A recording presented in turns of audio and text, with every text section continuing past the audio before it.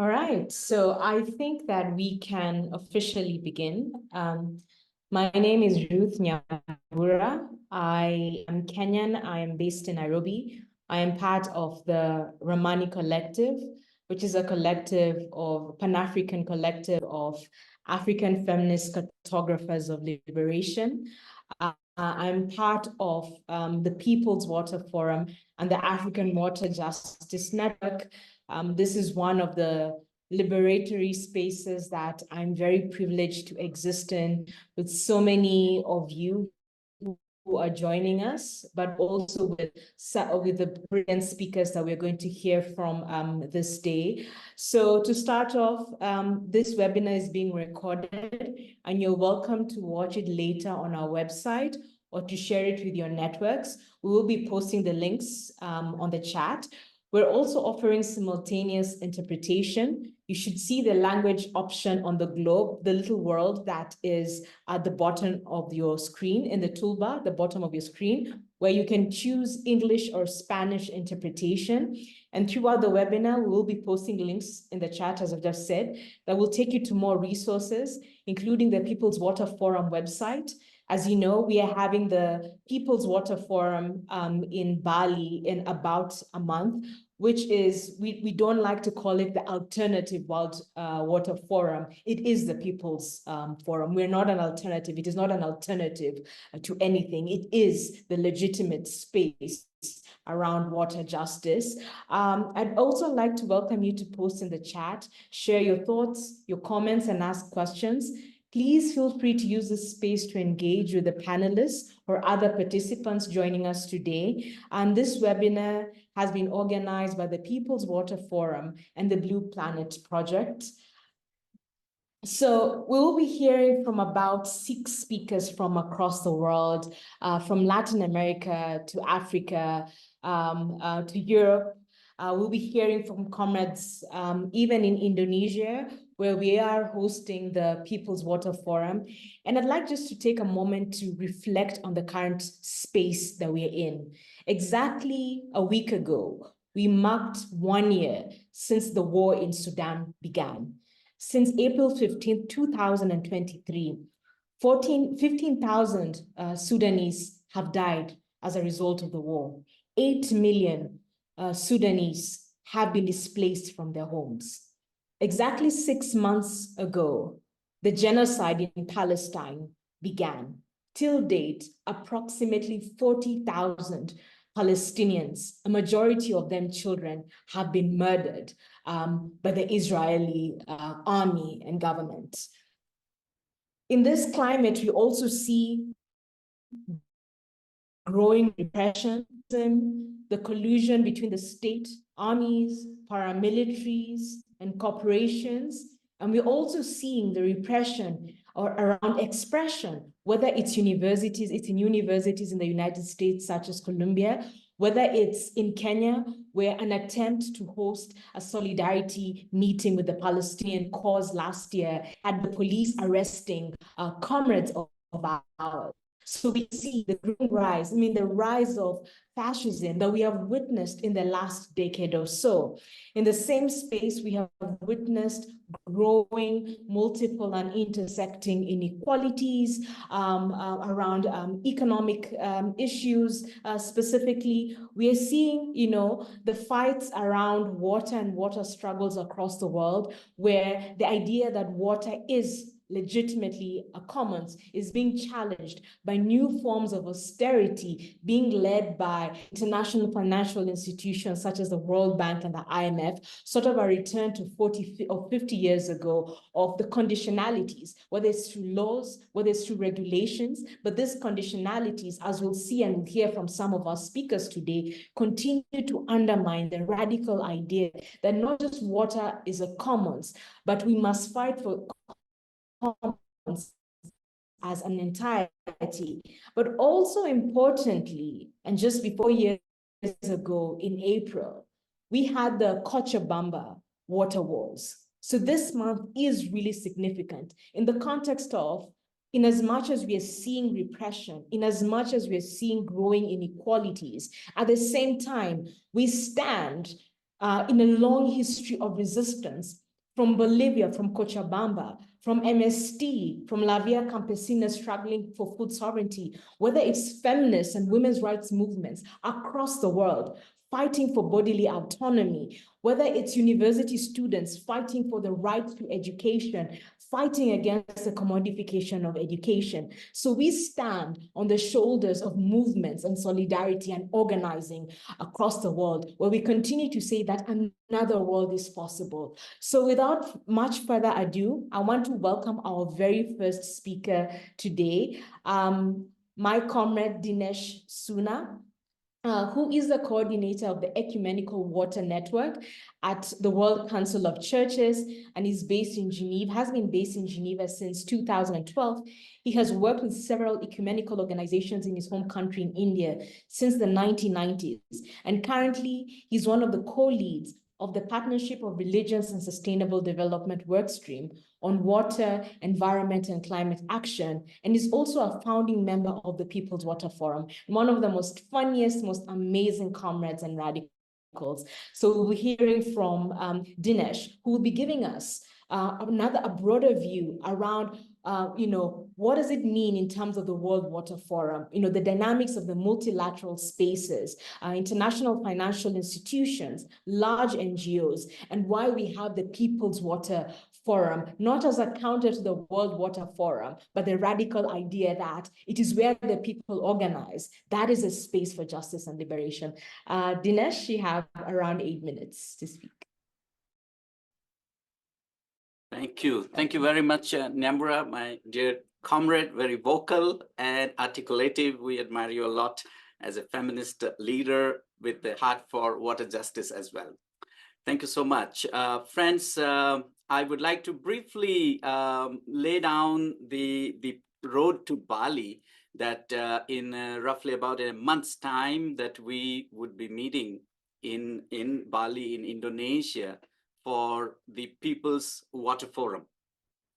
And today, what a good day to observe, 22nd of April being the Earth Day. And we are talking about water, which is unique to the only planet known as Earth. And that is why it is life-sustaining. But this life-sustaining source is at threat. And therefore, we have to come together and raise our voice. And as Nyambura has reminded us, some of the historic struggles around water justice, including Cochabamba in Bolivia and many others. And friends, we are heading to Bali. It was not a choice that we thought that beautiful, scenic beauty of the beaches of Indonesia that we should go and have People's Water Forum. But traditionally, People's Water Forum are held wherever the World Water Forum are organized. And next month, 18th to 25 May, in Bali, World Water Forum is going to be organized. And this is by far one of the largest water community participants gathering around an event on water. And many people might think that World Water Forum is just like the COP for climate change, which is organized, COPs are organized by the UNFCCC, United Nations Framework Convention on Climate Change. And people think World Water Forum is also a UN platform. But please do not be mistaken. Since 1997, the World Water Council, the WWC, not the WCC that I represent, the World Council of Churches, but the WWC, a small organization based very close to Geneva. It's in a place called Marseille in France. They are the one who organized the World Water Forum. And the first was one in Morocco in 1997. And in Bali, now we will be having the 10th World Water Forum, which happens once every 3 years. And sometimes up to 100,000 people participate in these forums. And now you are asking, you may be wondering why we have the need to organize a People's Water Forum.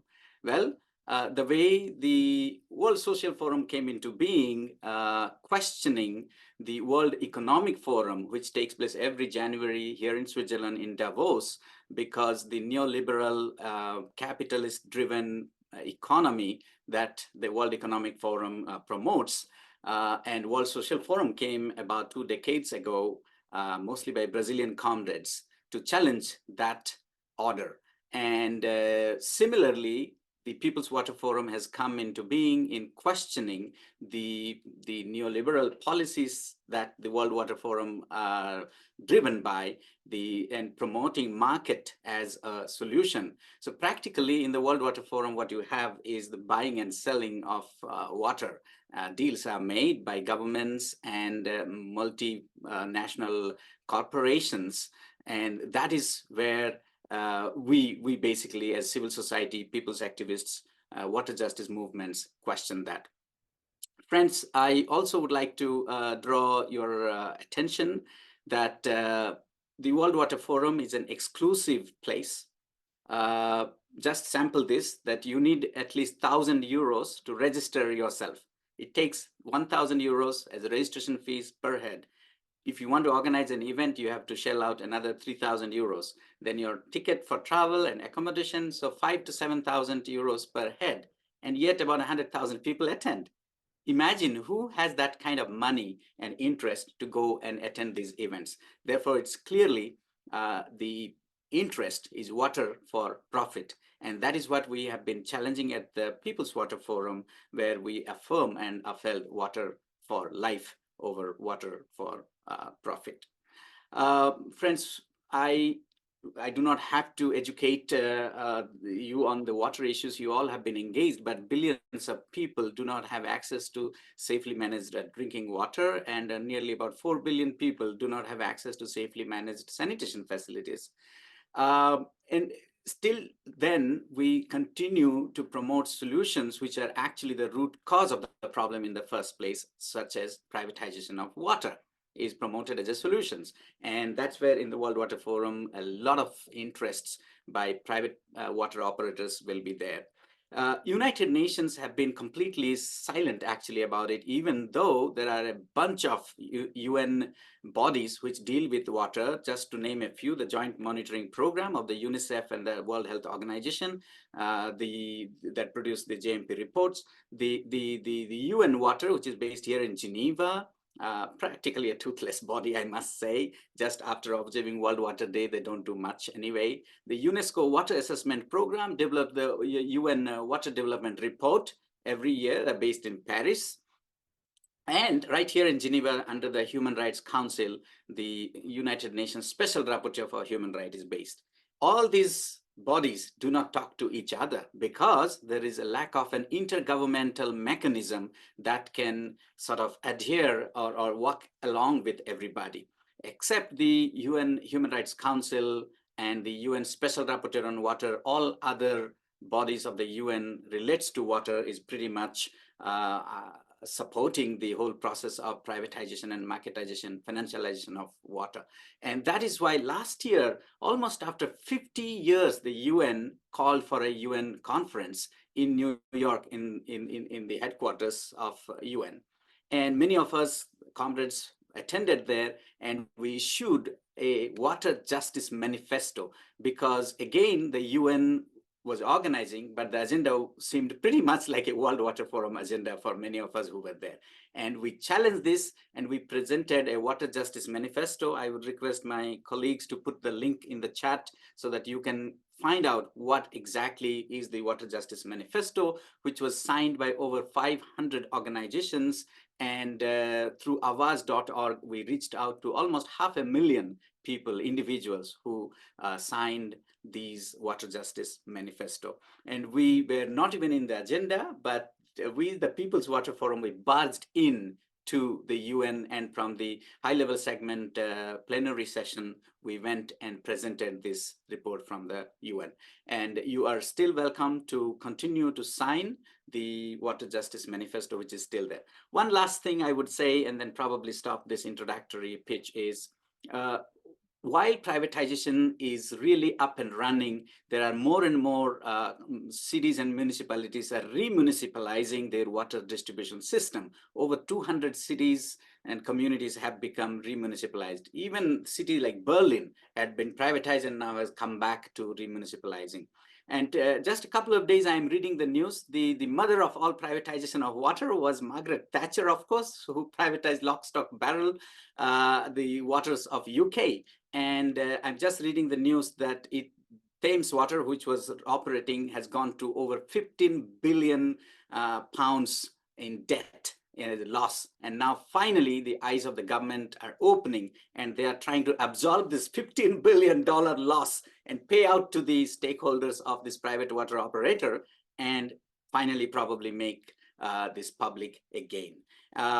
Friends, there are many examples of blue communities around the world. I'm from Switzerland now speaking. Over 50 blue communities are right here in Switzerland, and also around 200 around the world. Blue communities are to respect human right to water, say no to privatization of water, and overall say no to bottled water. So friends, there is a hope. People's Water Forum would raise these concerns. It's free of charge for all of you to participate virtually or in person.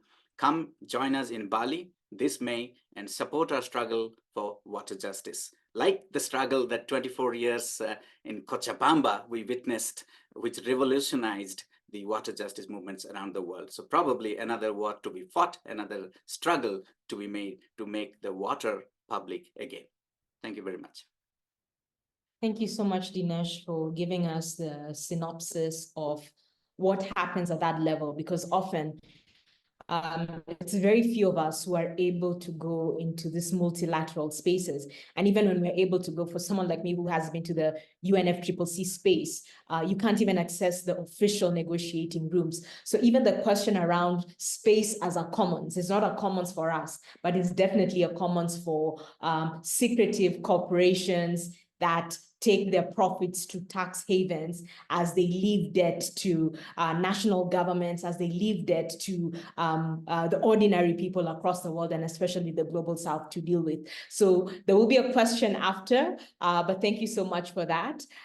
We go to the next comrade, who will be welcoming us physically and virtually to his home. And they're part of the organization that has taken the lead in organizing the People's Water Forum in Indonesia. Southeast Asia, is a really interesting space. All of us, not all of us, but people literally see Southeast Asia as, this beautiful, luxurious tourist space, which it obviously is, but rarely benefits the people. Again, it becomes a site of extraction, and specifically with regards to natural resources such as water and so on and so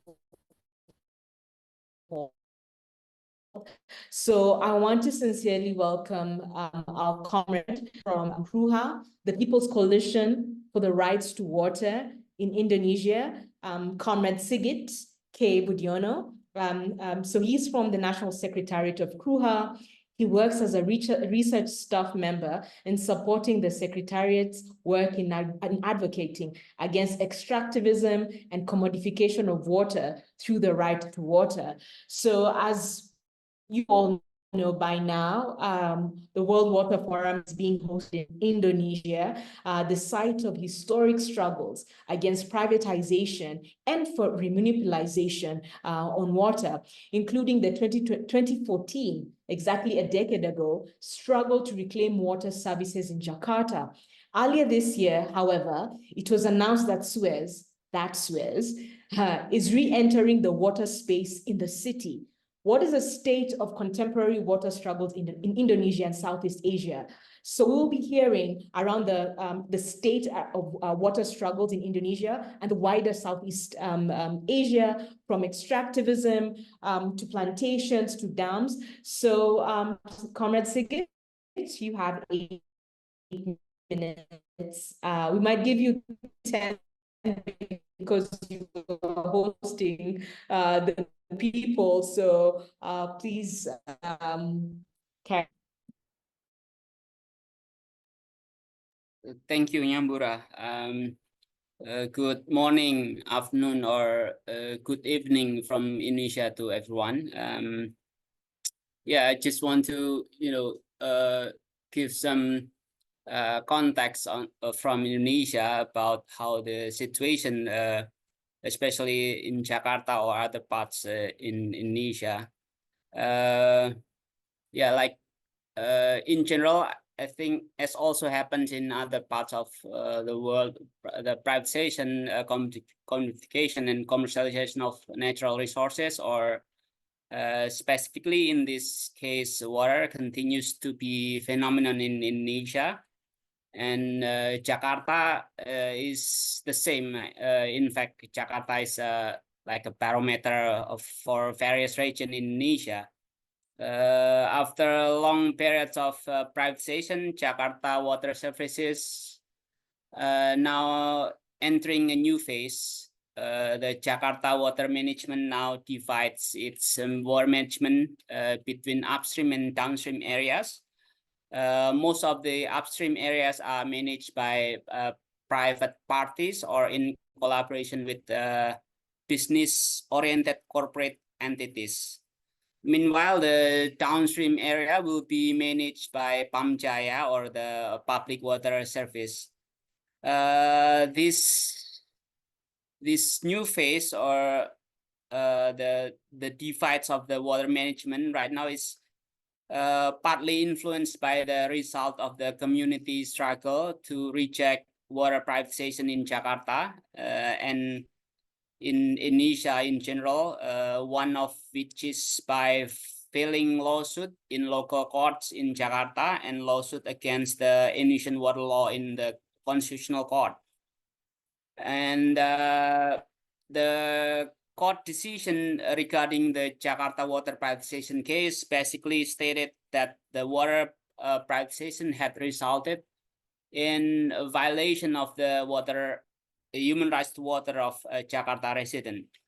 Likewise, the ruling on the lawsuit against water law number 7 of 2004 stated that water as a resource that affects the livelihood of many people should not be completely controlled by private parties. But however, continuous efforts from neoliberal elements such as the World Bank Group are trying to encourage water management in Indonesia to be managed in economic scheme and must facilitate business and private entities. Therefore, after the completion of the 25 years of the Jakarta water privatization contract, the effort to continue privatization and commercialization continue. The culmination of this process includes the signing of a new contract with the bundling scheme between Moya and Pamjaya. Moya is a company owned by the Salim Group, one of the oligarchs in Indonesia, often called the Group of the Nine Dragons, and the same families that played a role in the early days of the Jakarta water privatization when it worked with Suez Lyonnais to manage one part of the Jakarta water services area. The new contract will give Moya control and management of Jakarta's upstream water service area, and Moya will play a role in managing raw water, which will then be purchased by Pamjaya to be sold to Jakarta water customers. One of the contract also opens up an opportunity for Suez, an old partner of the Salim Group, to return to a new phase of privatization and commercialization of Jakarta water services after living 7 years due to the pressure and struggle by the people of Jakarta against the privatization. This cooperation scheme is carried out through what is called in here KPBU, or it's like a modification of PPP. Why I call this modification of PPP? Because it's not only a form of privatization, but also it is also encourage the corporatization, because it encourages the SOE, state-owned enterprises, solely as a business entities, and like assigning the social their social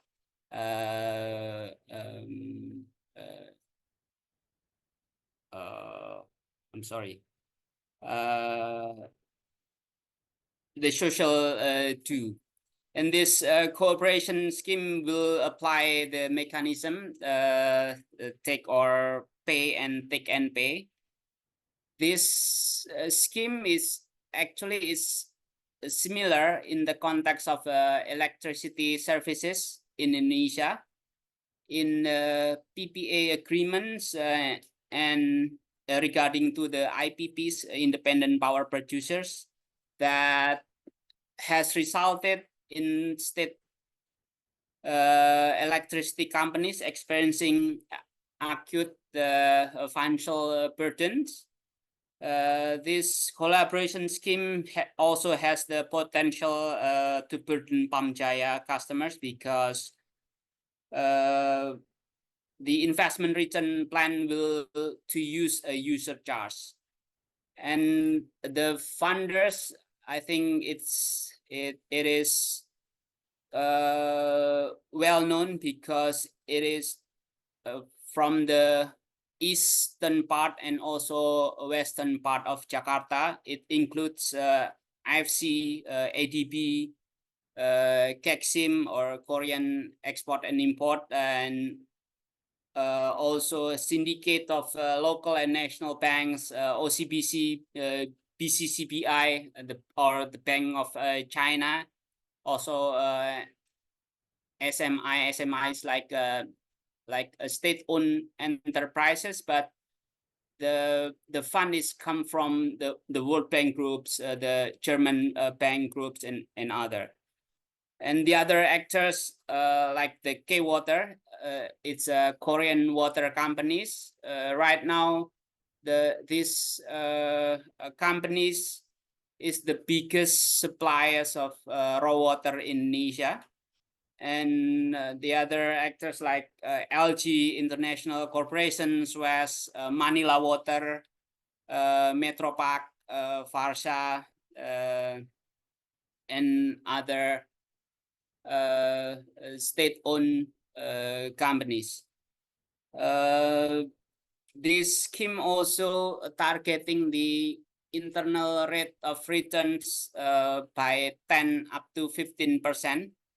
So it's quite big for water services. And this scheme also is projected to be implemented in various water service system in Indonesia by encouraging what is called the regional water drinking system as the bulk water supply. In other contexts, the extraction of commercialization and of natural resources continues of an unprecedented scale, like Nyambura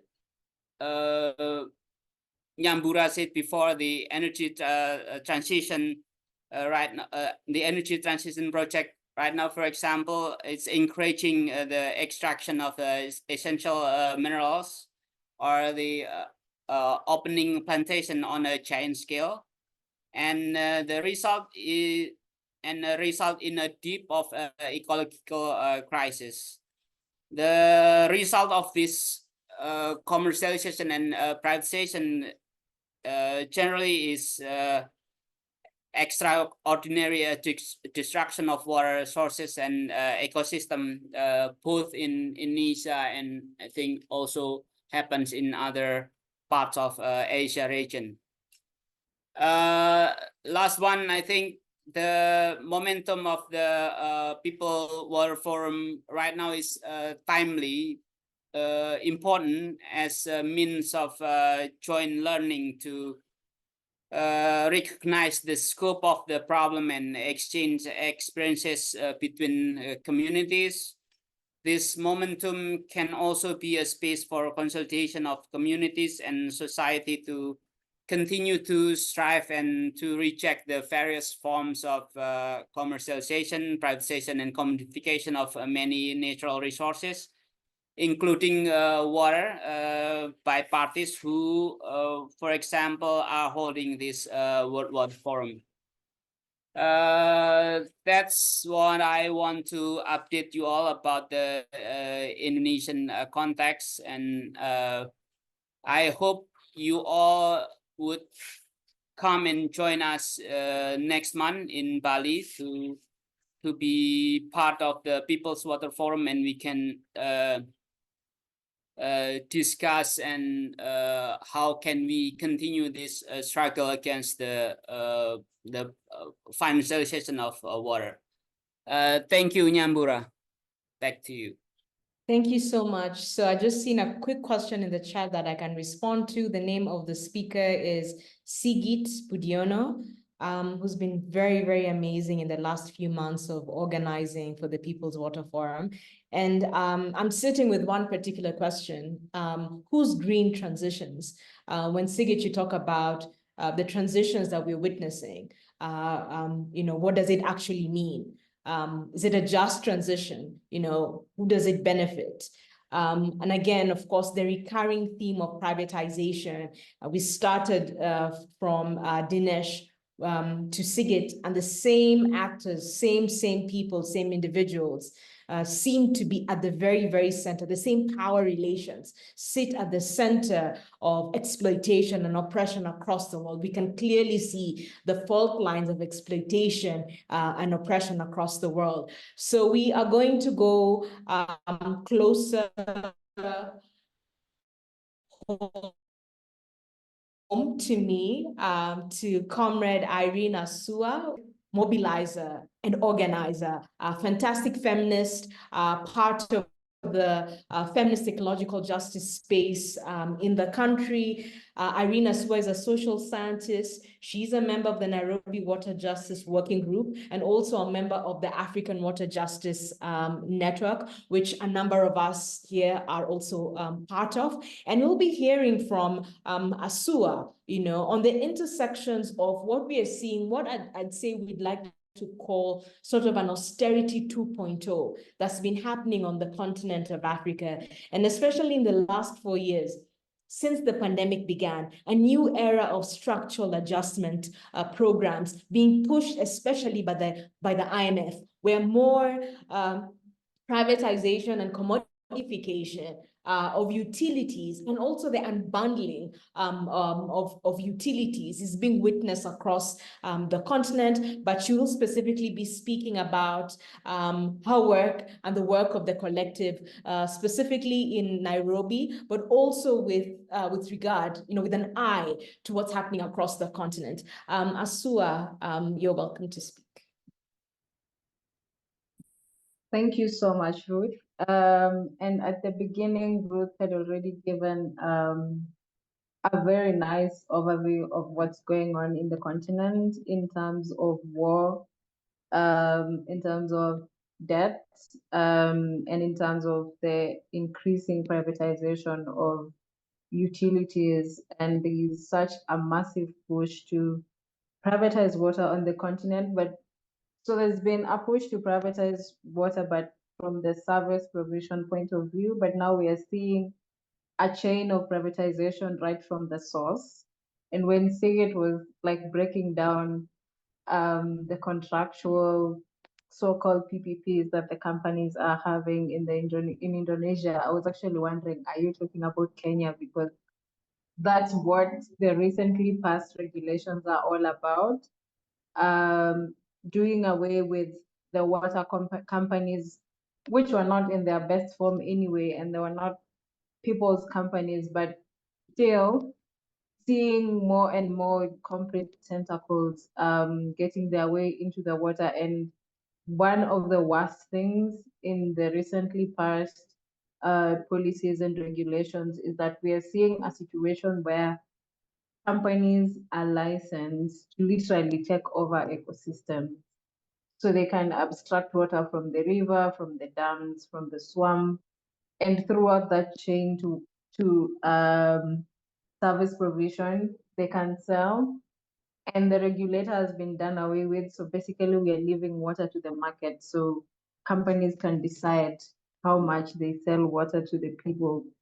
But with the wars, there's the part that is usually silent, and that is the resourcing that is also triggering the wars. And Ahorita estamos hablando sobre las guerras que están pasando. booming crisis still in the Great Lakes or the northern eastern part of the continent, where we are in, that there's the situation in Sudan, in Eritrea, in Ethiopia, in Djibouti, in Somalia, but there's always been the silent situation around the Indian Ocean, around the Nile Treaty for people who share the lake, which I don't like its colonial name. It's named after that colonizer, but in my home language, it's called Namdolwe.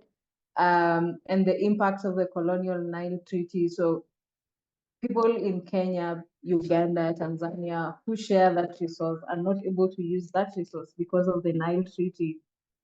So even as we see the new frontier of privatization, we're still being haunted by the ghosts of the first phase of colonialism, because we literally inherited all those backward regressive laws, and they still have an impact on how we access our natural resources.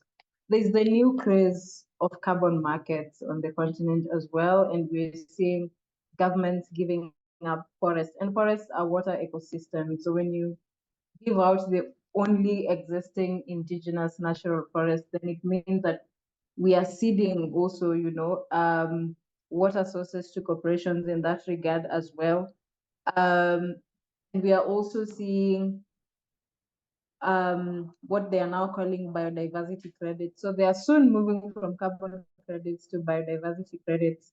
And we are seeing more and more conservancies coming in, complement the already existing conservancies that were there during the first phase of colonialism and the next phase of colonialism.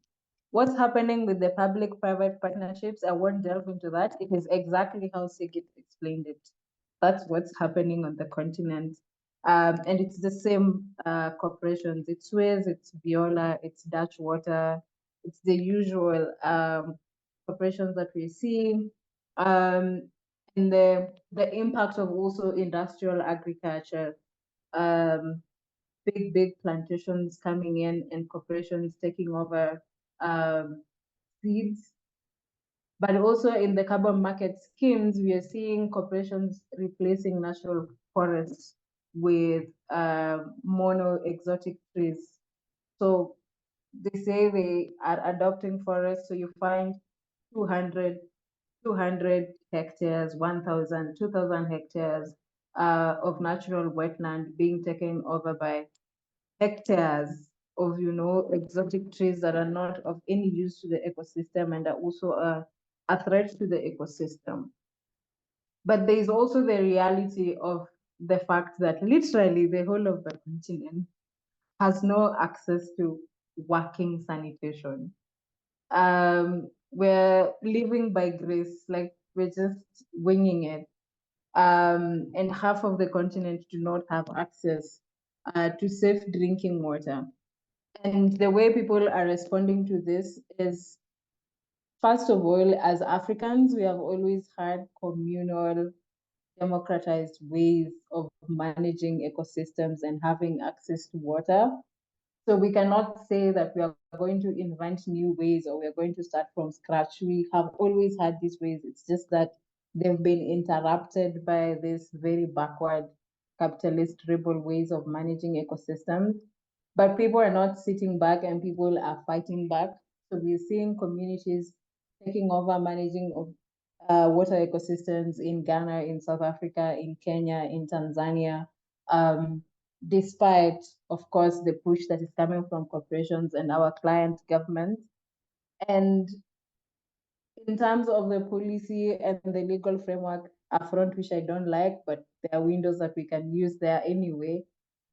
is that we have constitutions recognizing the access to water as a public good, and the fact that some of our constitutions do that make us to have a bargaining chip when these things happen, either through public interest litigation or just pushing back and saying, look, this legislation that you're passing is unconstitutional. And so on that basis, whatever you're calling public-private partnerships, financialization, smart meters, are against, the constitutional spirit, which said that the water is a public good and should be accessible to everyone. And that's also a window that many countries are looking at to ensure that their constitutions ensures that people have universal access to water as a fundamental human right. And people are also having alternative forums. And as Dinesh said, sometimes we also have to barge into these places and make our voices heard. And in Nairobi, we managed to kill the bill that was suggesting that Nairobi Water and Sewerage Company be sold. Unfortunately, the government ran ahead and just did a whole overhaul of the whole national water regulations, and the whole of it, from harvesting to funding to everything, is all about the so-called public-private partnerships. But we are pursuing ways, public interest litigation and others.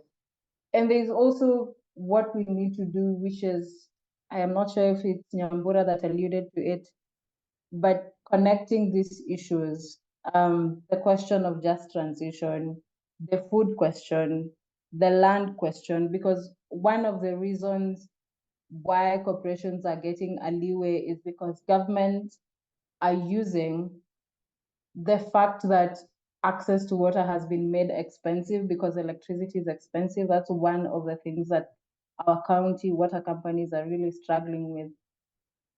Providing water has become expensive because electricity is expensive, and the communities used to treat water, half of it is taxes.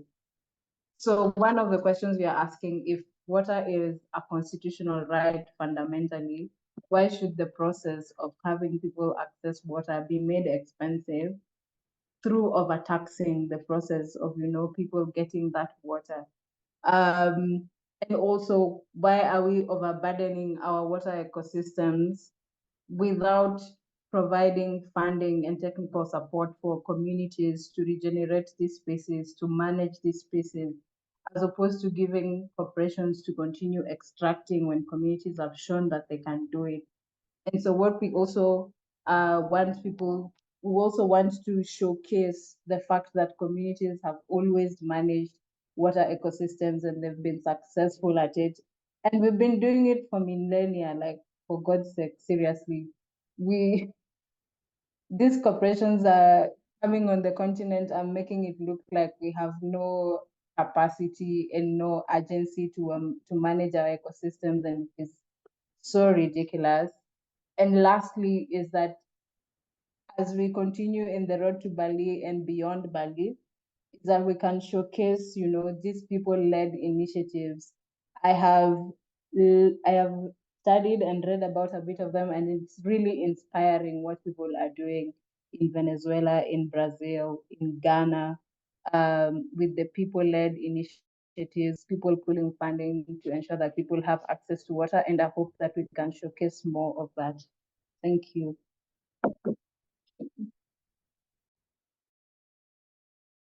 Thank you so much, Asua.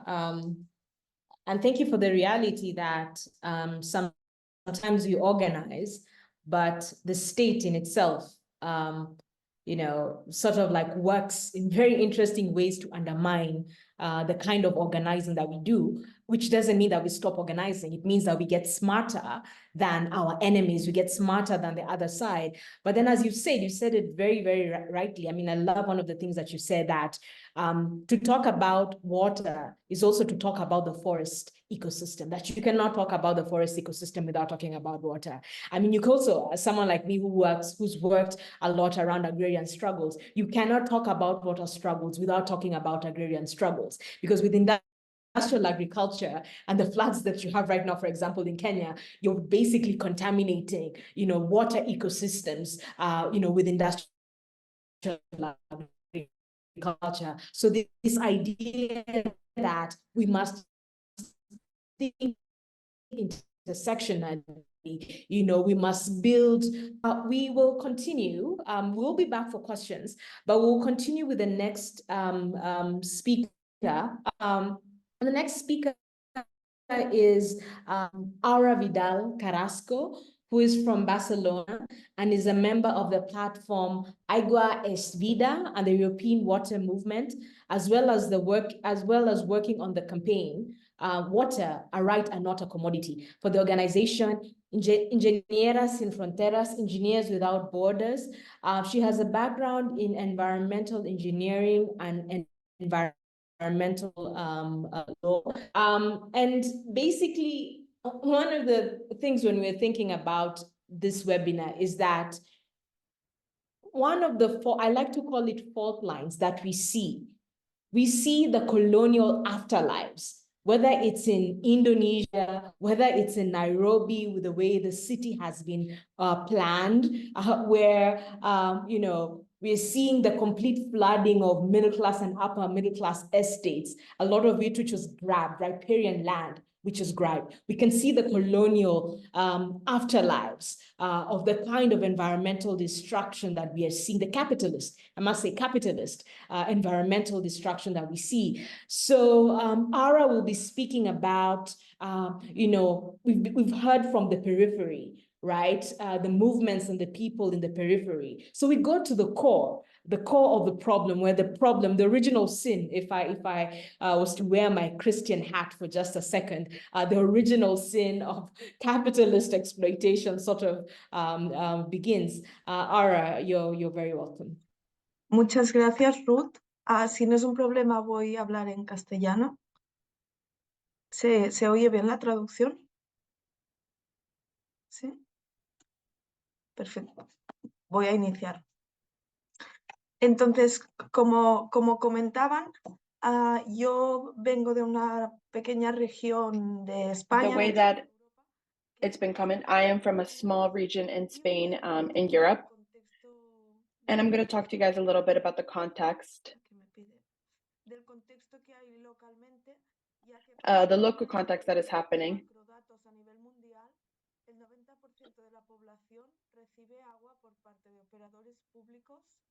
90% of the population receives water by public organization, and in Europe, 70% of the people also receive water by public organization. However, in contrast to where I'm from, we are seeing about 20% of the people in Catalonia are receiving water by public organizations.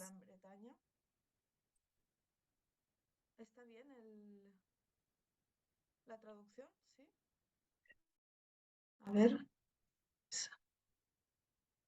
¿Se oye? Sí. Vale, perfecto. Gracias, Adrián. Just in case. Como comentaba, estamos en una de las regiones más privatizadas a nivel de gestión del agua y vemos que estas empresas privadas, sobre todo, se encuentran en las poblaciones con más habitantes, es decir, We're seeing a lot that these private organizations are the ones that are really concentrated in towns and populations that have very little population.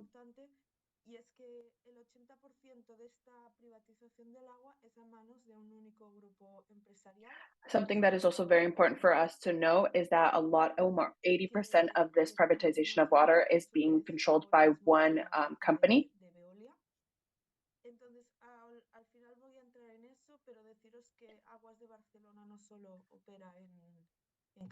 This is what we're going to be talking about, but also what is important is that I want you to know that Agua de Catalunya is not something that is just part in Barcelona and Spain, but is in different parts of the world.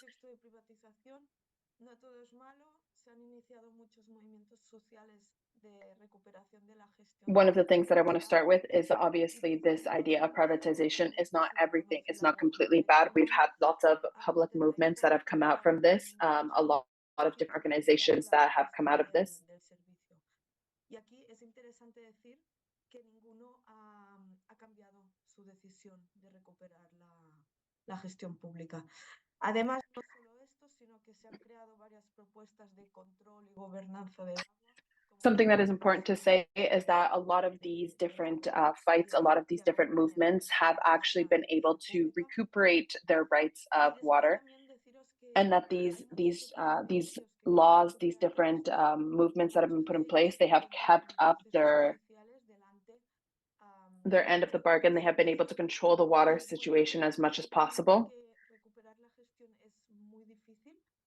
But we also have seen that this recuperation of being able to recuperate the business, to be able to take control of the business, is actually something very difficult. It's not something simple. Obviously, this is something that we know.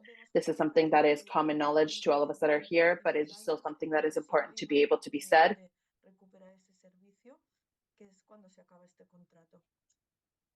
But as well, something that is important to know is that a lot of different places, even in Spain and different places that we're working on, we can only go into this idea of trying to recuperate the business, to take control of this business once the contract is been finished.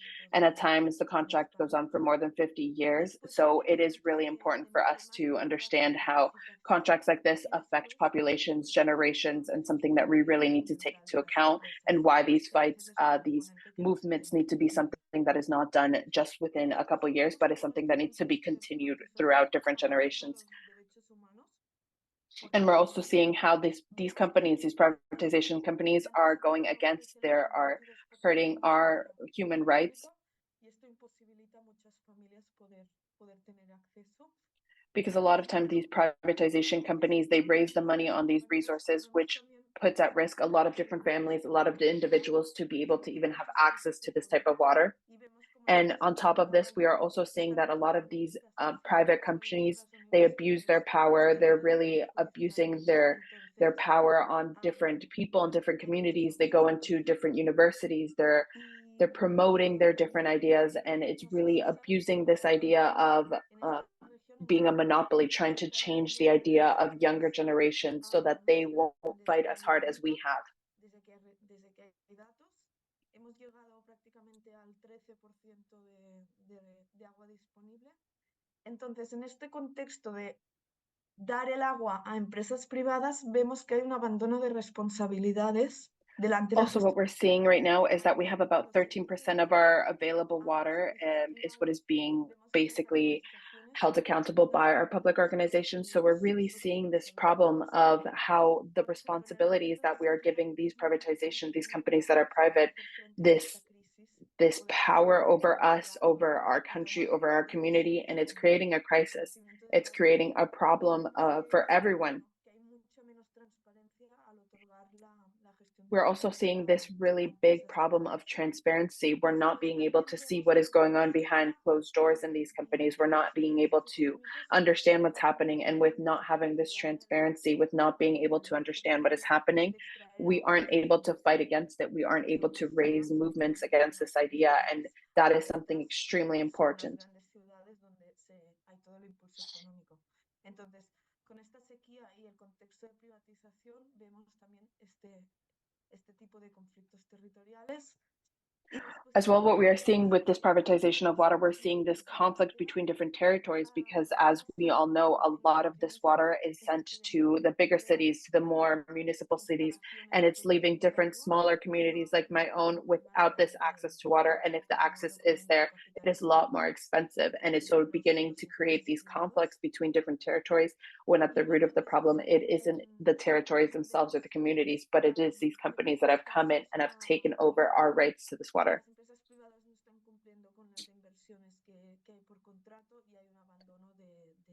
Obviously, another big issue that we're seeing is that these companies are not complying with the laws, are not complying with the legal rights that they had put in when they first made these contracts with different cities as over decades ago. So this is something that is also obviously extremely important for us to be aware of. They're breaking their contract, they're breaching through this. As I had said before, Agua Contra Vida is not just something that is Spain-based, but we are also in different countries. So I'll give you 3 examples right now. We are also in Cartagena, Colombia. Porque se construyó un emisario submarino que básicamente es una tubería que vierte agua residual en el mar, pero ha habido fallos que esto ha hecho que se contaminara la costa, una costa que basa su economía. We decided to put our organization in Colombia because we were also seeing big issues between water, but also trying to fix the availability to water in different communities, specifically in Cartagena, where we were seeing that different pipes that were supposed to be transporting water from one place to another to communities that do not have this access has been completely ruined, and there was nothing being done about this. The government did not put as much work into this as it should have been done. Another case that we're seeing is Mexico. También vemos cómo se han secado muchos acuíferos, es decir, no hay un control real de las reservas. What we have been seeing there is that there's no real control or legitimacy over the control of water, and because of this, many families have been absolutely left without any accessibility to water, and if the accessibility is there, it is extremely expensive and has left actually because there is no legitimacy or control over this control over water. A lot of the water that is being sold has been contaminated. And to finish off, because I think I'm running out of time, I really want to be able to put out there that all these social movements and all these justice movements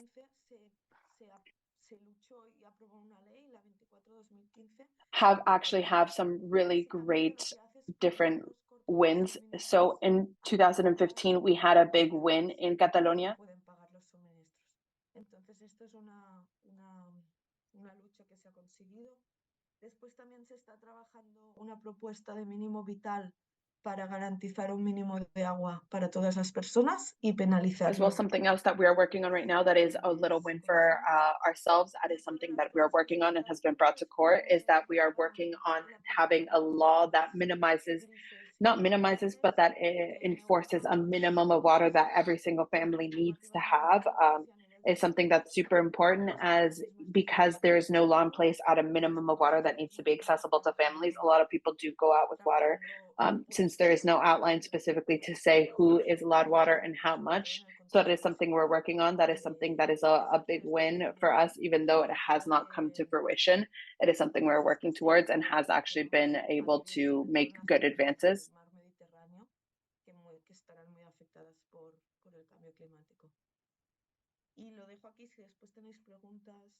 I'll leave it here, but if you guys have any questions after, I'm sure we will come back and we will be discussing this. Thank you so much, Ara. You will actually introduce something that has not been explicit in the previous conversation, but of course it has been implied. The question around inequalities, around class, around gender, for example, and spatial inequalities, where you make it very clear that when private corporations or private interests take over public resources, because they're completely focused on profits.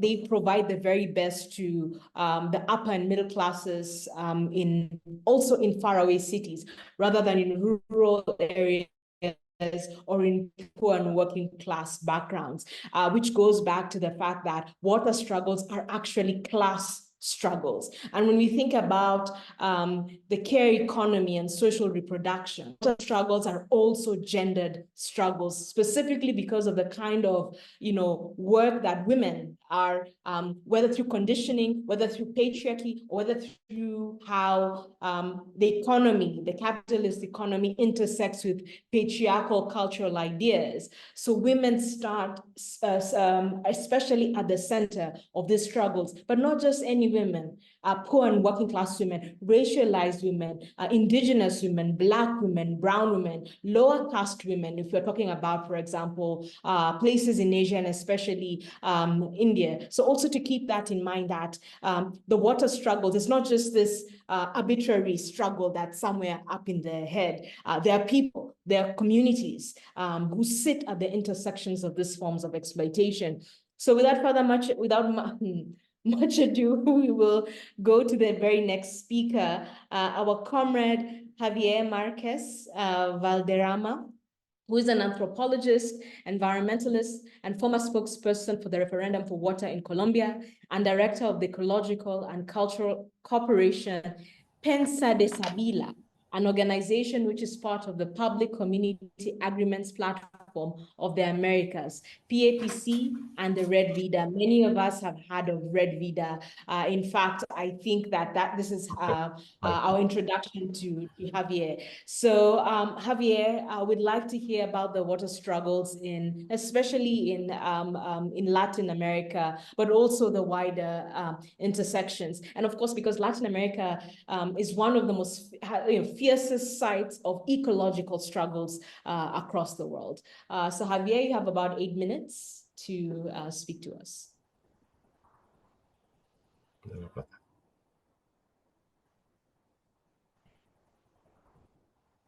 Okay. Bueno, quiero comenzar saludando. I would like to start by just saying hello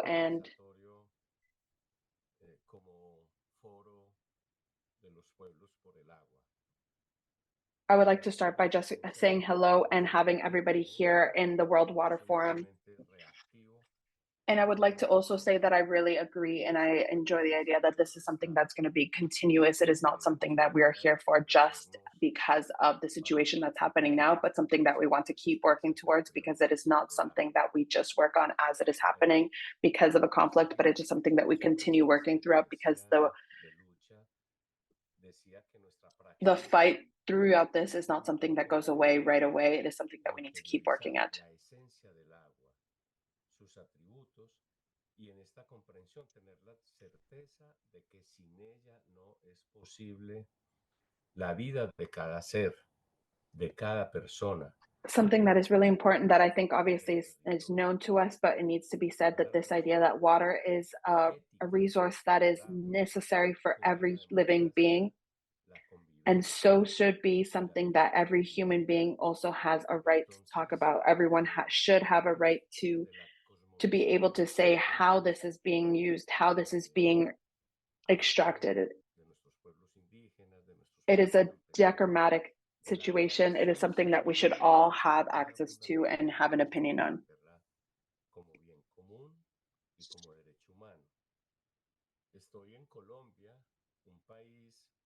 As of right now, I am Colombia,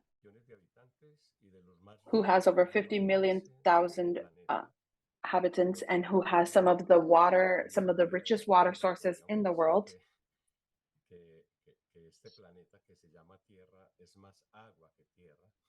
And as we know, this planet that we call our world is more water than world.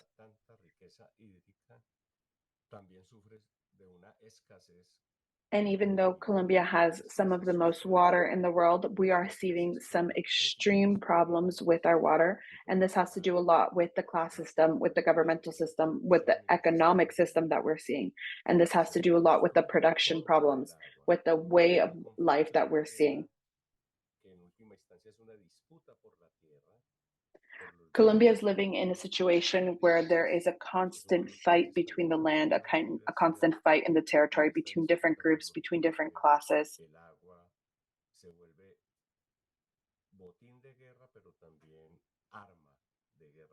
And while we're having this fight between different groups, between the government for this land, we are seeing that the water is being used as a weapon. It's a weapon of war, as we're seeing in Palestine right now, and as we've seen in the past.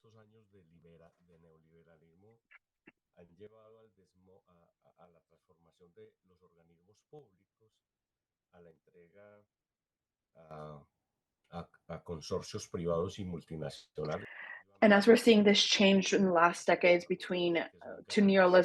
neoliberalism economics, we're seeing this shift from water and different resources being taken into this privatization sector, into this area where we are no longer having access or an opinion to how this is being done, but is being taken to private companies. And this is something that we're seeing in Colombia. This is something we're seeing in Barranquilla, in Cartagena, and is becoming an extreme struggle in these different cities as multinational corporations have come into these cities, into these territories, and have made a complete disaster of the city, of the resources that are being held. Multilaterales que los vuelven parte de su negocio, que no hacen inversiones como se habían comprometido a esa privatización con la que comienza inclusive o que se recrudece con el comienzo del siglo. En América Latina hemos respondido con movilizaciones, con revueltas. Because of this different, as we have seen this privatization of water movement happen, we in America and Latin America, not just in Colombia, we have responded with riots, we have responded with social movements, we have responded with different organizations that are here to push back against this. We are here to try and really liberate these rights that we have every right to have. Hemos sido muy propositivos tratando de incidir en cambios normativos. La ley general en México, en El Salvador también. We have been really trying to really make these liberation rights. We have tried to open up the forum, to open up the speech, the platform for everybody to speak. We're not working just in Colombia. My organization has also been working in Ecuador, in Mexico, in different types of countries in Latin America where we're seeing this problem and where we continue to see that these riots and these social movements have made a difference, but not nearly much of a difference to try and really make a law or to push back against these cooperations. No solo es la movilización en la calle, es también la manera como nos organizamos y la manera como comprendemos que más allá de estas formas. But it isn't just being able to mobilize in the street, but it is also being able to mobilize in an organizational way, in a way that we have different allies in different countries and different allies with different organizations around the world, so that these communities can come together and we can make an organization that leads the path to really make a difference in how we're seeing this. And that's why the organization that I work for really works to try and collect from different communities to come together, so that this isn't just a movement that we're seeing uniquely in one city or in one part of Colombia, but that we're seeing together.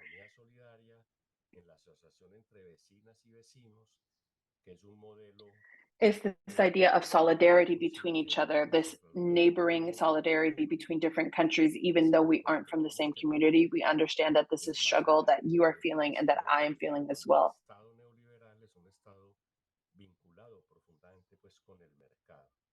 Creo que tenemos muchas experiencias que tienen que pasar por entender que el municipalismo, que la manera descentralizada de gestionar el agua, ya ahora también mencionaba cómo los municipios tratan de recuperar otra vez el agua a manos públicas, una manera de poder desarrollar. We need to understand, and like we have talked about, that these municipalities, the different private organizations, they have come in and they have created this monopoly and have taken away the power of different communities, and how they focus on really exploiting these communities, these different cities that do not have the right, do not have the power to fight against. And so this organization of really trying to put together different people from different companies to mobilize is something so important, because this together we are able to really push back, we are able to really make a difference.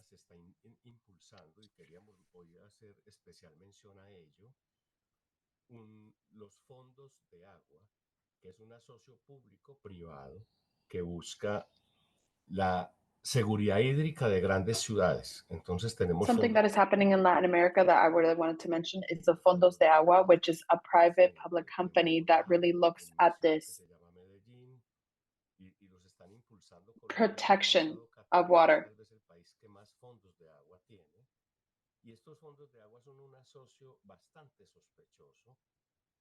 But these companies, we're seeing that they are actually very suspicious. They are looking at my city in Medellin has multiple different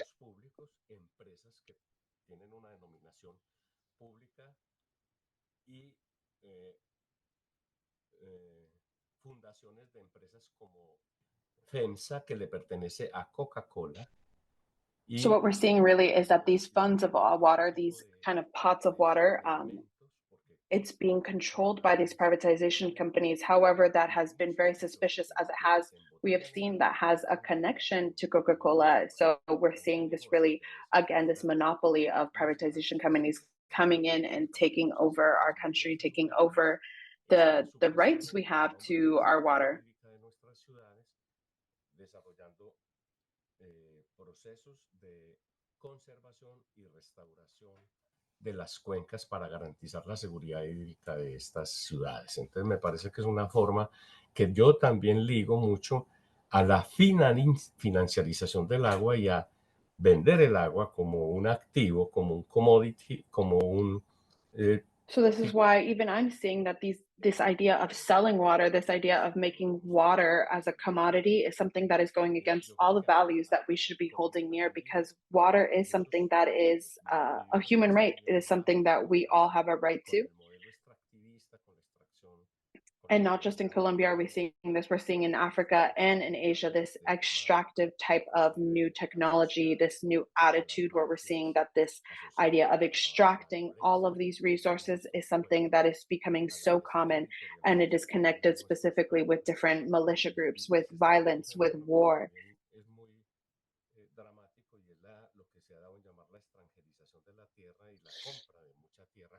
And this is something that, even though it shouldn't be, has become very, very common, and it is something that we're seeing everywhere.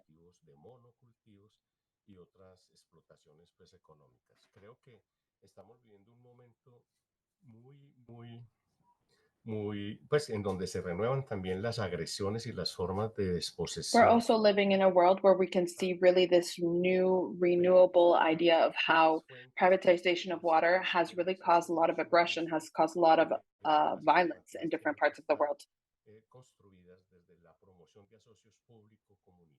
And so to really fix this idea, to really try and create solutions against this idea, the solutions need to come from this idea of public organizations, of being able to protect the water, to not send it back into these companies that are private, these companies that don't have our rights in mind. It is something that we need to create solutions from the bottom up, not from top bottom.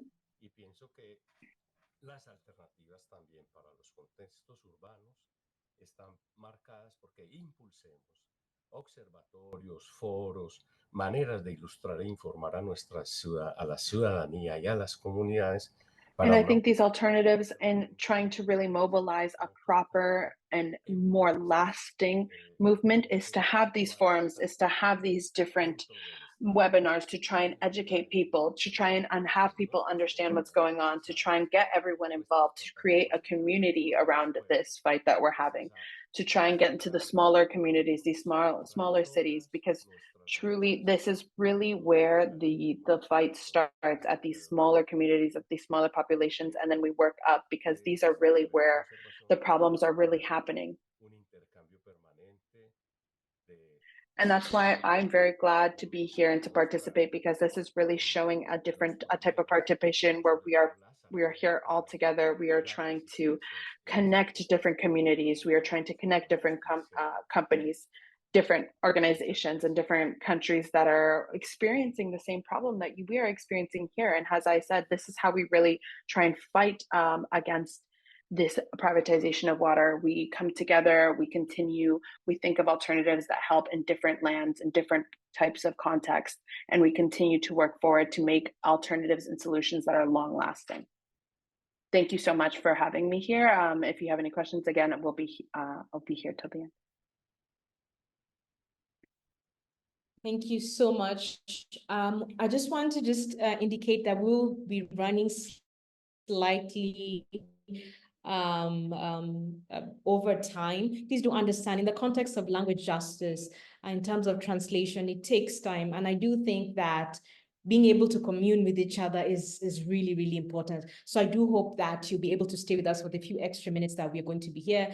And I like what Javier says is very important in the context of, where do you start organizing people from? The very grassroots of the grassroots. Because ultimately, even if the most progressive laws are passed, whether it's in municipalities, national, state legislatures, whether it's at the UN level, without the power of the people, want to actually, it's a conversation between the people and the people in power. Actually, it's the people in the grassroots who have the power, without this driving force to ensure that concrete, not just in terms of legislation, but concrete ideas of liberation are enacted, then it becomes utterly useless.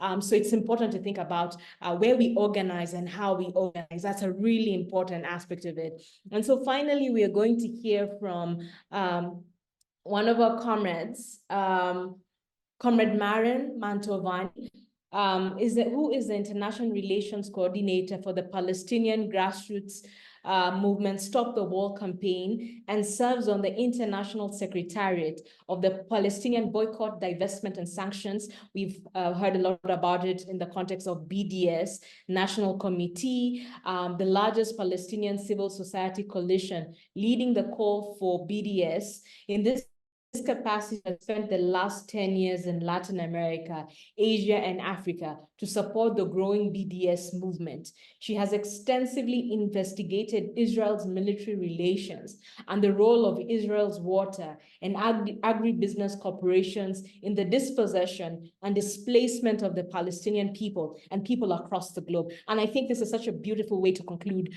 the panel, the speaking panel this day, to go back to the context of the genocide in Palestine, but specifically to focus around water struggles, but also the movements globally that have worked, historically, whether it has been BDS in South Africa that helped topple the apartheid government to what we believe will be the toppling of the apartheid in Palestine, but also technologies being exported by the Israeli government, that continue to aid in the exploitation and oppression, not just of the Palestinian people back at home, but all people across the world. So, Maren, you're welcome. Well, thanks a lot for that introduction, and thanks a lot for having me here and giving Palestine a space and literally the last word in this moment. And I'm happy to be here. We've been already, and Palestine was already important as an issue at the People's Water Forum in Dakar. So there is a continuity really already there. And I'm happy as well to know that the question of Palestine and this kind of water apartheid, not only in Palestine, but water colonialism that Israeli water companies are exporting across the world, will be as well addressed by the People's Water Forum in Bali at the People's Water Tribunal. And it's nice to see as well that by now we finally got to a point where there is really a global consensus that Israel's destruction of Palestinian land, the theft of its water resources, and the destruction of its people in general are central to the question of global climate justice struggles, water struggles, and so on. And here I really need to say thank you to all the movements, especially in the global south, but as well as those in the north that have fought to ensure that by now there is a consensus, an understanding that colonialism, imperialism, neoliberalism, capitalism can just not exist if not based on the destruction of the lands and the theft of the resources of indigenous people, of the colonized people. And that hence our struggles need to challenge exactly those relations and powers.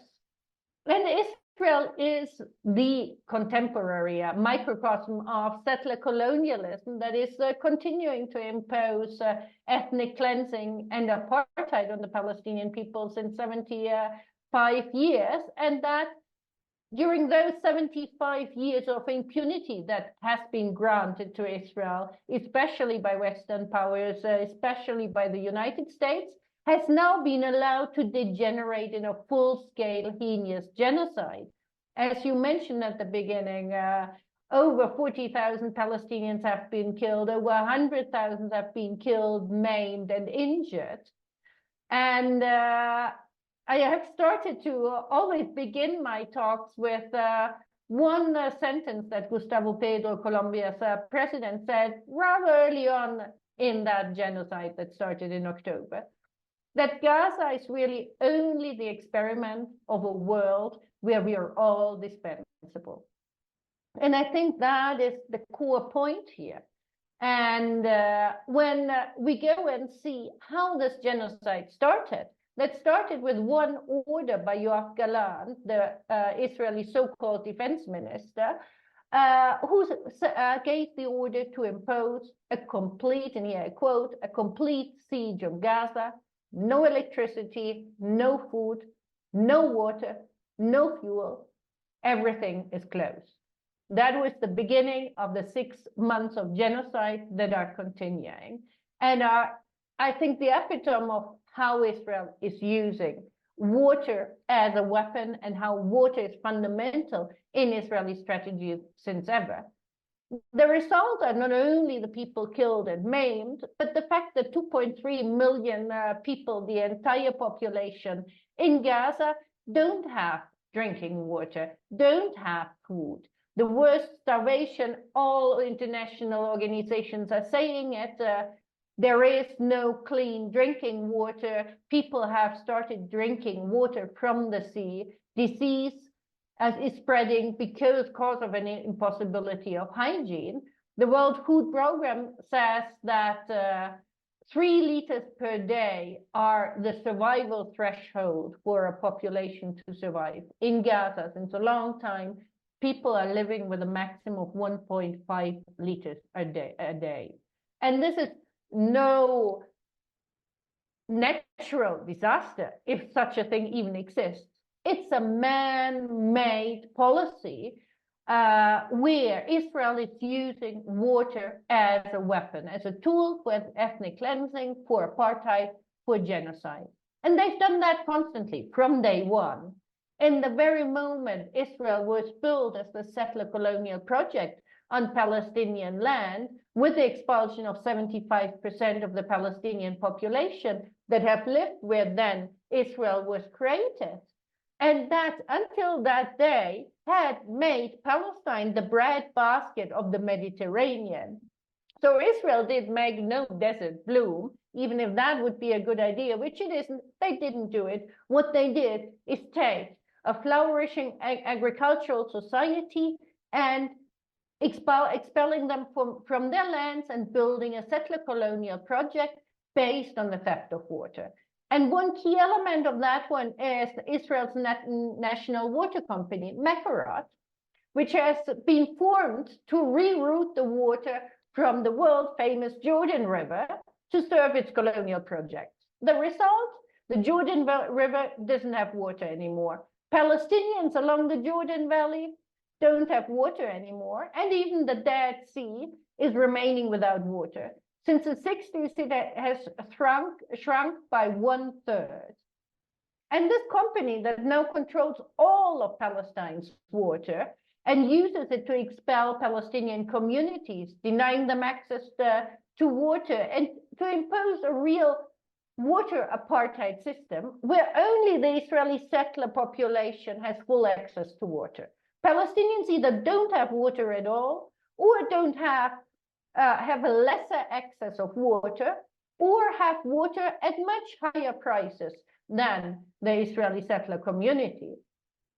And at the same time, Israel has used that water that it has stolen and is using it in order to ensure and enable its settlement colonial project with unsustainable agribusiness that is there to colonize the land from which Palestinians have been expelled. And then you have the likes like Netafim, which is a drip irrigation corporation, and many other of those agribusiness companies that, just like Mekorot, are not only wreaking havoc on Palestinian land and on the Palestinian people, but since quite some decades have started to do so as well across the globe, exporting their technology and methodology of water apartheid and of theft of natural resources to the rest of the world.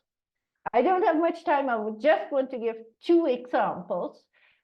One is Argentina, where Mekorot has a really sinister history, but an even worse present.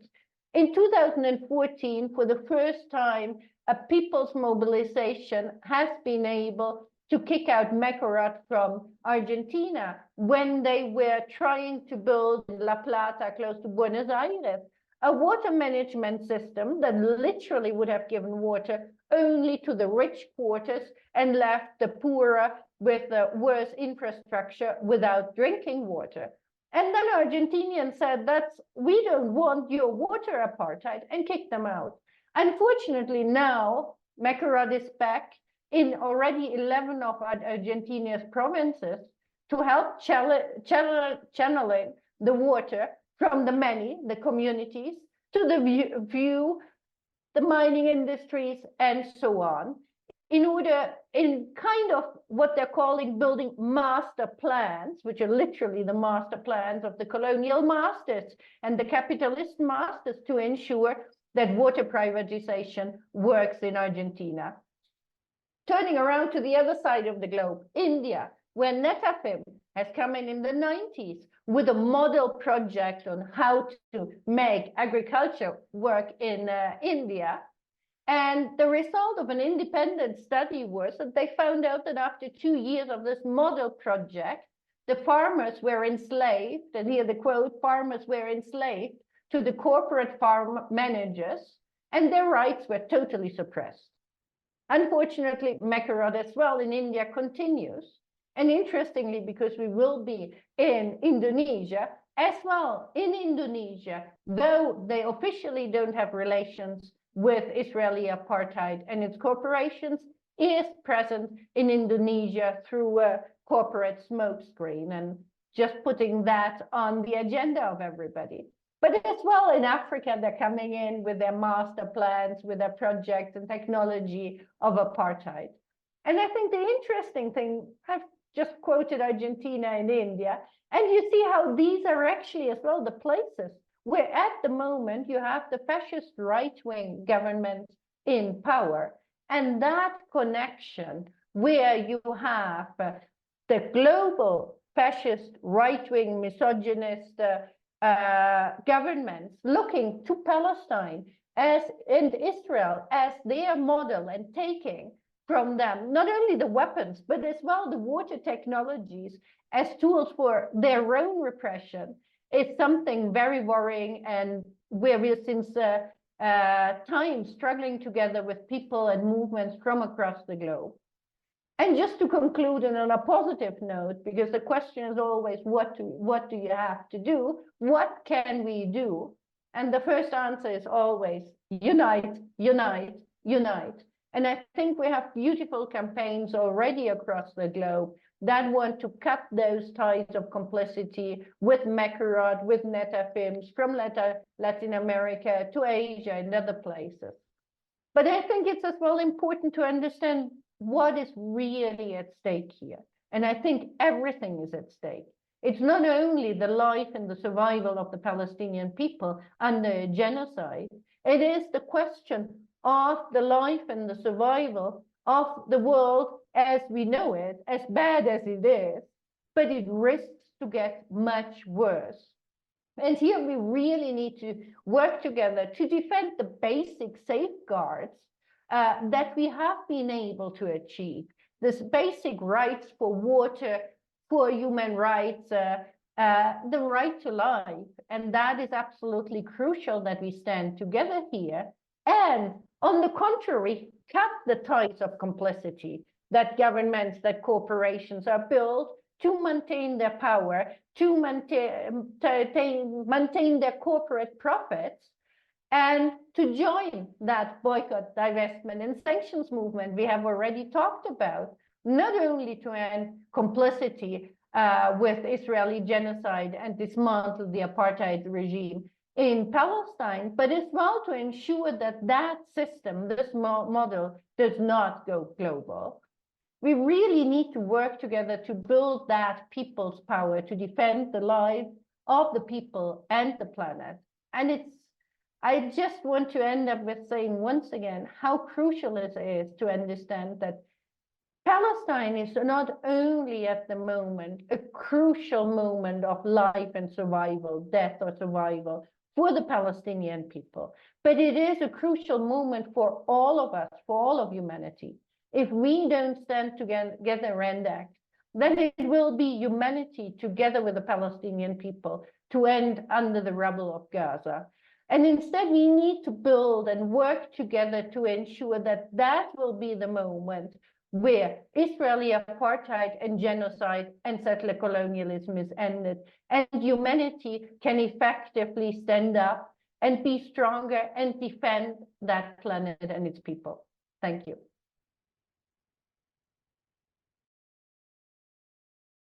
Thank you so much. Thank you so much, Marian. I want to say something not to respond, but to say something. There's been a lot of questions around why should people bother with Palestine? I mean, South Africa has been asked that.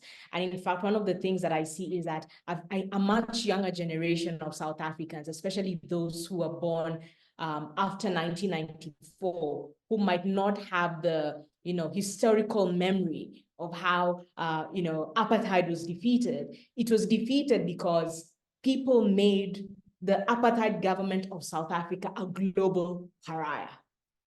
The BDS movement, the cultural boycott, when artists, musicians, painters refused to go and perform in apartheid South Africa.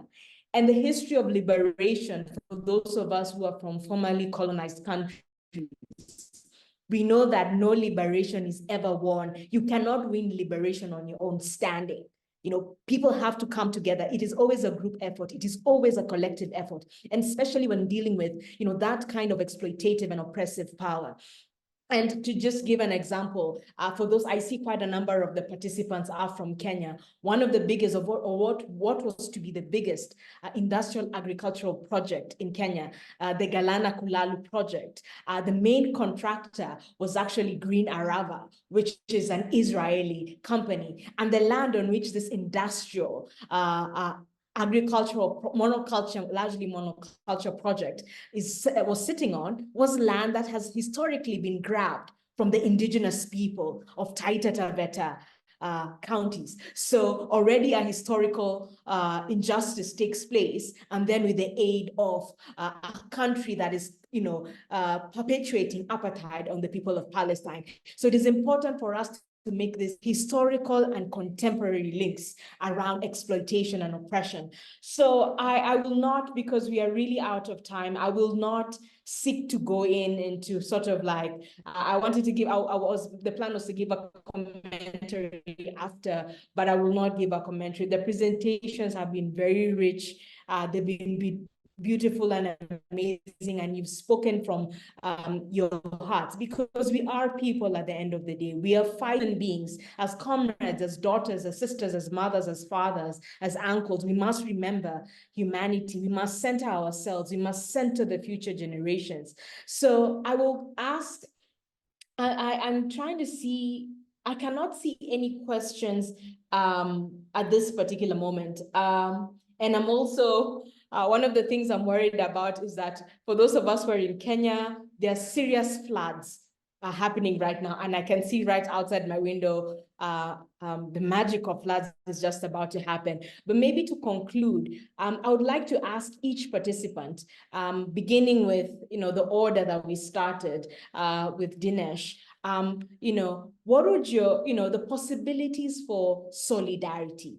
What would they look like? In a very short concluding sentence, what would transnational, transversal, radical, feminist, indigenous, popular solidarity look like to you? How do we leave this conversation, not as individuals from Indonesia, Kenya, Brazil, Spain, no, but as a global movement of comrades, of friends, of people?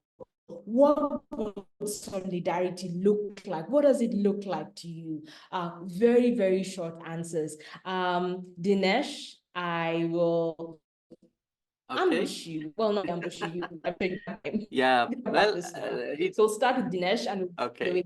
Thank you, Nambura. I think very shortly, briefly, if I have to envisage what that solidarity would look like, I started by saying there's a lot similarities between the World Social Forum processes and the People's Water Forum processes. And the WSF has a slogan, another world is possible, and it's now. And the same way, the People's Water Forum, I think the solidarity is that we must raise our voices, as we have heard from so many stories from panelists, that there is an alternative, and we must promote water for life over water for profit. And this is a platform where all cutting across can come together, including our brothers and sisters from Palestine in the People's Water Forum. So water for life over water for profit. Thank you. Thank you so much. Asua?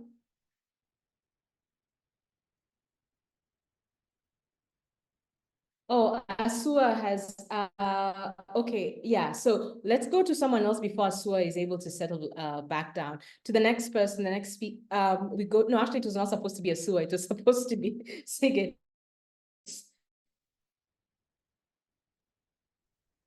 Yeah, I think with, you know, with the development of the technology, we know what happens in other part of the global world. So I think what happened in Palestine, for example, it would make us in other parts of the world could sense how tragedy could be happens there, and could be also happens in here. For example, we in Jakarta, the discrimination of the water also happens in here because people do not have legal, you know, certificate of lands or house or something like that, so they cannot get water services because of the administration that or the because of they are poor and do not have like what we call as a legal certificate. So that's what, so that's, I think it could be the similarity of condition between, for example, in peoples in Palestine that you know, being discriminated because of their status and so on. So solidarity for us is, you know, to raise the voice, you know, to the same voice to against the any kind of extractivism, any kinds of violation to human rights to water and so on. So in next month, I think if we can you know, can raise up our voice against any attempts to you know, commodifying the human the water, for example. So we can try to make raising up our voice can make it bigger through People's Water Forum. Thank you.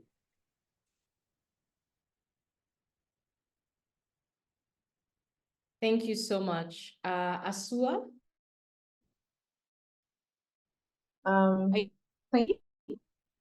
Apologies, I dropped. Are you able to hear me? Okay. So Hello? I can hear you. I'm also me? struggling with my internet, so I think something has happened. Yeah, we can hear you. We can hear you.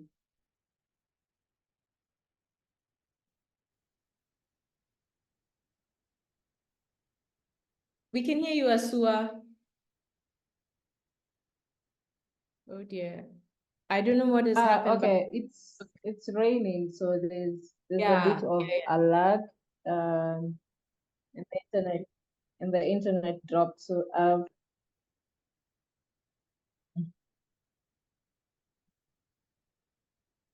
okay.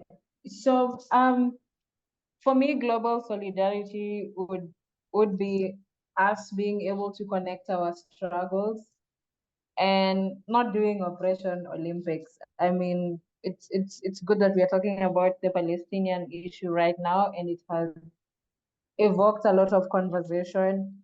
And as Comrade rightly said, we must not allow Israel to export settler colonialism further. And speaking from a settler colony, I really agree that we must not allow it to happen, because what Israel is doing is that they've seen the US do it, they've seen the Dutch do it, they've seen the Greeks do it, and so they are basically propping themselves and thumping themselves that if they've done it, then we can do it. And it is important that we stop it, because colonialism is contagious and it must be stopped.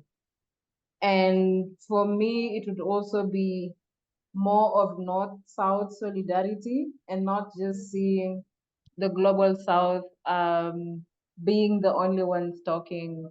I feel there should also be an obligation on the part of our Northern people to also participate and use their platforms in support of our struggles, and also form connection among all sides of struggle.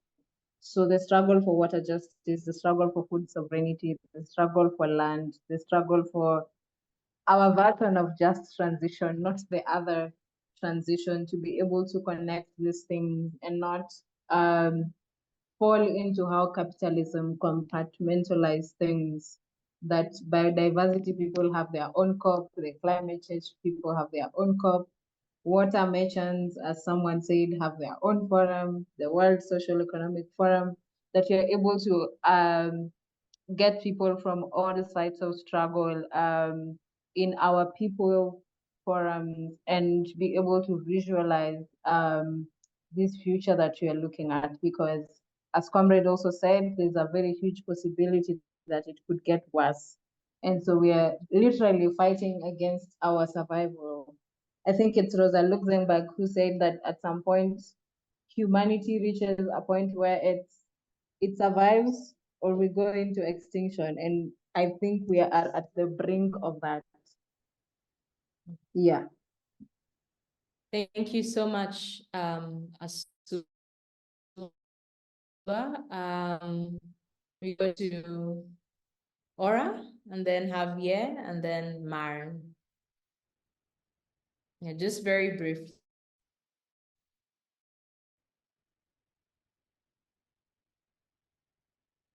Aura? Sí, te escucho.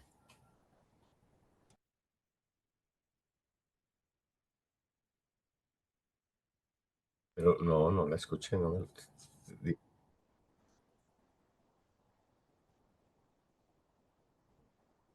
Sí, ya. ¿Sí puedes repetir la pregunta, por favor? Nimbura, they're just asking if you can repeat the question. You know what has happened. Sorry, we're having. Okay. Yeah, I don't know if you can you hear me now? Yes. Sí, la pregunta. They're just asking for the question again. It's just the question of solidarity, correct? Okay. Yeah, just a very, very brief single sentence, 2 sentences around solidarity. What is their vision for solidarity? Very brief.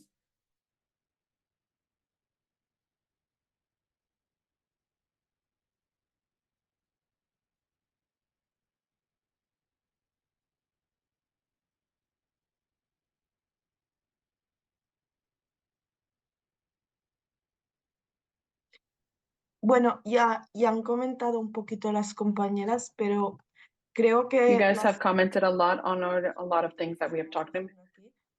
But the solidarity for me is really what we're doing here is putting together the fights that we're having, even though that there are different contexts, very specific contexts from different places in the world. But the base of the problem is really this idea that water and even different problems that we're seeing, but putting us together, trying to connect different communities from different parts of the world is really trying to get together, share these problems with everybody else, share our problems, and getting us together to fight against this on a global scale. distintas, como por ejemplo la defensa del agua y la defensa a un habitaje digno. Creo que pueden parecer cosas muy Also, for me, solidarity is trying to take different problems that maybe aren't exactly similar, like we have talked about before, maybe different problems between indigenous populations that they're facing, and even and the stuff that is also happening in the water, and putting them together, trying to become a front, a united front. And now we're going to go Javier. Bueno, y entonces, no, en la misma idea de Aura, una cuestión fundamental es compartir el conocimiento sobre nuestras luchas, nuestras experiencias. The same thing as Aura said, I think it is fundamental for us to really share what is happening in each of our countries and how we are understanding the problems and how we are trying to innovate in this, how we are trying to create strategies, how we are trying to create different alternatives to what's happening in the privatization of different companies and different water and different resources. Y creo que sí hay que vincular la lucha por la tierra, la lucha por la alimentación, por el derecho a la alimentación. And it also has to do, like we have talked about, the fight for agriculture, the fight for land, the different fights for different resources that we're having to fight for, and we're seeing every day that are becoming more privatized, that are becoming more out of our control, that the people, the communities are becoming to lose our right to see what's happening here, our right to be able to determine what is happening here.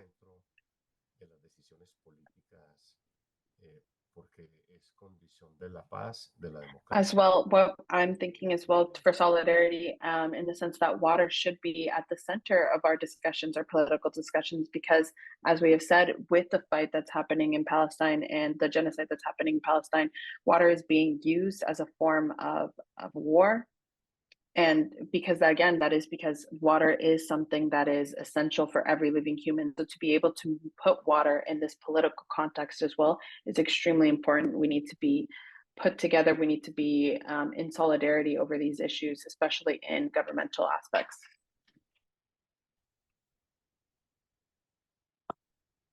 Thank you. Thank you so much. Maren? Well, I guess just to close up, I don't want to say much more, but that really from Palestine, we don't have only the worst of what we've seen, a live-streamed genocide, but as well from across the globe, the most beautiful that exists, and that is really real existing global solidarity. The millions of people that have gone to the streets from Indonesia to the United States that are until today blocking the roads, the bridges, the railway stations that make business as usual impossible. The millions of people that are there out there giving flyers out on a boycott campaign or whatever, organizing in their own spaces, creating apartheid-free zones. The fact that literally over the last 6 months, there hasn't been a place in this world where there hasn't been a mobilization. Big, small, many, few, but people and solidarity across the globe have come out. And I think that's as well this key moment where even in the darkest moments which are happening now in Gaza, people are not giving up hope. People are walking home to their destroyed houses. People are continuing to hope for a day after. And people are sending us the messages and the videos because they know we've been mobilizing and we've been out in the streets. So in that sense, Palestine and our collective reaction sends us as well a message that yes, we can do it. Global solidarity can change it. We failed so far to end this genocide, but we've built incredible power and we just need to continue to mobilize, and we will end not only that genocide, but overcome a global system of injustice.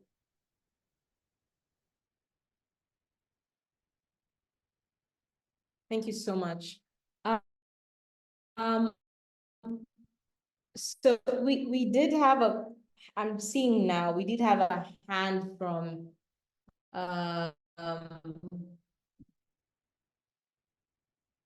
Hamisa, I don't know whether the question do have to, you could write it down as we do the final conclusion around next steps. Maybe Hamisa, you could type the question. So thank you so much for everyone for being able to participate today. Just to give basically a final remarks around the logistics for the People's Water Forum in Bali. So Dinesh and Sigit will say a few remarks around the People's Water Forum, and we'll conclude. So 2 minutes, very quickly, and then we close the conversation. Yeah, no, I think it's already in the chat. We have provided various links. Many of you, I want to reiterate that if you want to participate, for many of you, Bali, Indonesia would be very far if you are from Europe or from Africa or US for that matter. But then you can attend it by virtually registering it and follow it online. You can also organize side events if you're coming in person, but if not, you can also do it online just like this, and it could be already now or during the event. There are enough opportunities for you to get involved, get noticed and visible, and strengthen that solidarity that we are talking about, because this is the opportune moment, the right time to raise our voices in unison. So that's about it. But Sigit, if you want to add anything in additional, please. Yeah, just a bit. If you want to go in person, if you need like a visa or something like that, we know that some parts of the countries that have some difficulties to access visa.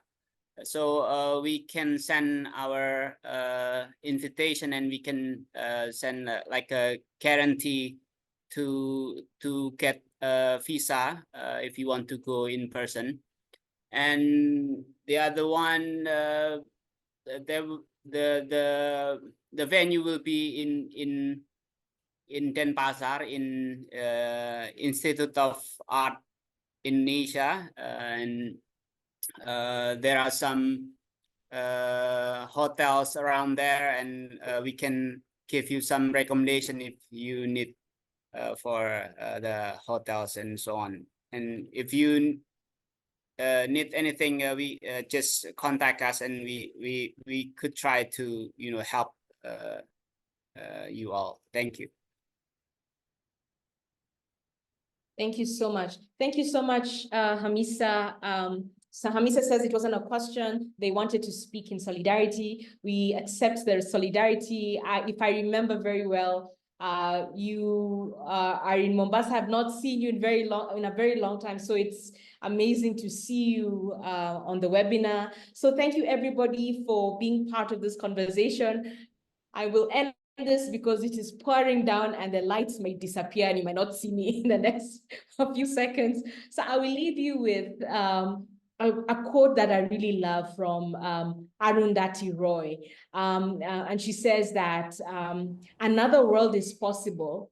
On a quiet day, I can hear her breathing. I can hear her breathing even through the rain, the storm that is outside my house. Thank you so much. In solidarity, we hope to see some of you physically in Bali or on the streets somewhere in Nairobi, in Sao Paulo, Rio de Janeiro, Bogota, wherever it is. We hope to see you in the streets. We hope to see you in spaces where we discuss policies and regulations.